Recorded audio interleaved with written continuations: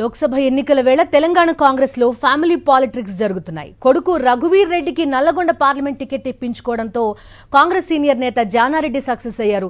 దీంతో తమ వారసుల కోసం పలువురు కీలక నేతలు పావులు కదుపుతున్నారు. భువనగిరి టికెట్ కోసం కోమటిరెడ్డి బ్రదర్స్ తీవ్ర ప్రయత్నాలు చేస్తున్నారు.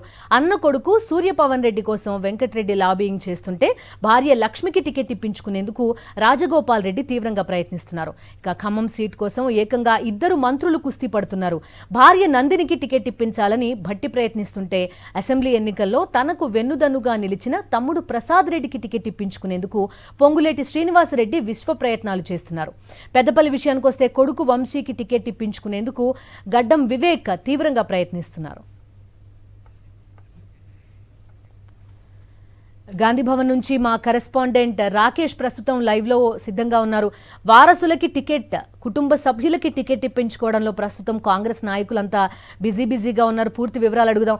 రాకేష్ చెప్పండి. చూస్తున్నాం మొత్తం అందరు రిలేటివ్స్, తమ్ముళ్ళు, అన్నలు, అందరి కొడుకులు, అందరి పేర్లు మనకు వినిపిస్తున్న పరిస్థితి. నిజంగా అంతమందికి అవకాశం ఇచ్చే పరిస్థితి ఉంటుందా?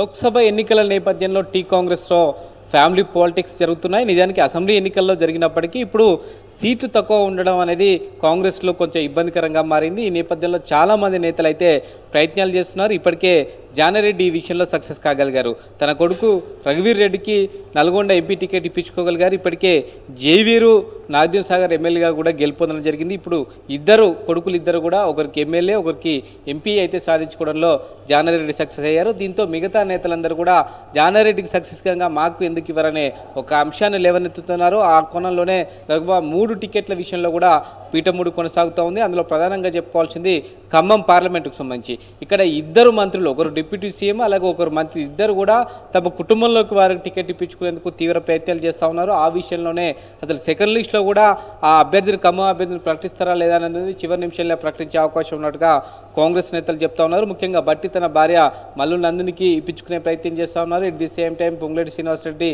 తన తమ్ముడు పొంగులేటి ప్రసాద్ రెడ్డికి టికెట్ ఇప్పించే ప్రయత్నం చేస్తూ ఉన్నారు. ఇద్దరికి సంబంధించిన చర్చలు అయితే జరుగుతూ ఉన్నాయి. ఇద్దరిని కూడా మాట్లాడుతుంది హైకమాండ్.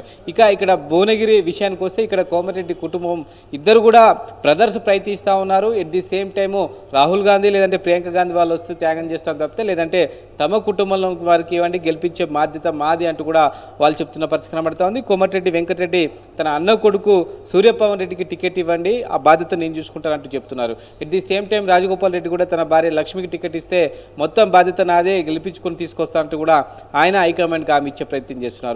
మరొక టికెట్ చూస్తే పెద్దపల్లి ఎస్ రిజర్వ్కి సంబంధించిన టికెట్ కనుక చూస్తే గడ్డం వివేక్ కొడుకు గడ్డం వంశీకి టికెట్ ఇవ్వండి, దానికి సంబంధించిన విషయంలో గెలిపించుకునే బాధ్యత, పూర్తి సహకారాలు కూడా నేనే చూసుకుంటానంటూ కూడా అక్కడ ఆమె ఇచ్చే ప్రయత్నం జరుగుతుంది. కానీ రాకేష్, కుటుంబానికి ఒక టికెట్టే అనే ఒక ఫార్ములా గతంలో అమలు చేసింది కదా, మళ్ళీ ఈసారి అలా ఇచ్చే అవకాశం ఉందా? ఇప్పుడు మీరు చెప్తున్న అన్ని పేర్లలో కూడా మంత్రులుగా ఉన్నారు, కీలకమైన స్థానాల్లో ఉన్నారు. మళ్ళీ వాళ్ళ కుటుంబ సభ్యులకే కనుక టికెట్లు ఇస్తే ఎటువంటి సంకేతాలు వెళ్తాయి క్యాడర్కి అనేది కూడా ఒక క్వశ్చన్.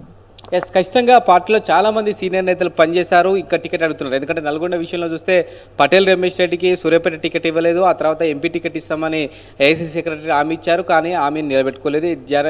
రఘువీర్ రెడ్డికి టికెట్ ప్రస్తుతం నల్గొండ టికెట్ ఇచ్చారు. ఇక్కడ మన భువనగిరి టికెట్ చూస్తే చామల కిరణ్ రెడ్డికి ఇస్తామని హామీ ఇవ్వడం జరిగింది, కానీ ఇచ్చే పరిస్థితి కనిపించట్లేదు. అక్కడ దానికి సంబంధించి కూడా జరుగుతుంది. చామల కిరణ్ రెడ్డి కూడా తీవ్ర ప్రయత్నాలు చేస్తున్న పరిస్థితి కనబడుతూ ఉంది. అయితే ఫ్యామిలీ ఒక టికెట్ అని చెప్పినప్పటికీ వీళ్ళని కాదని కనుక వేరే వాళ్ళకి టికెట్ ఇస్తే ఓడగొడతారనే భయం కాంగ్రెస్ నేతల్లో కనిపిస్తూ ఉంది. ఆ ఉద్దేశంతోనే వాళ్ళ అనుమతితోనే టికెట్ ప్రకటించాలనేది ఏఐసీసీ భావనగా కనిపిస్తుంది. Okay Rakesh, thank you.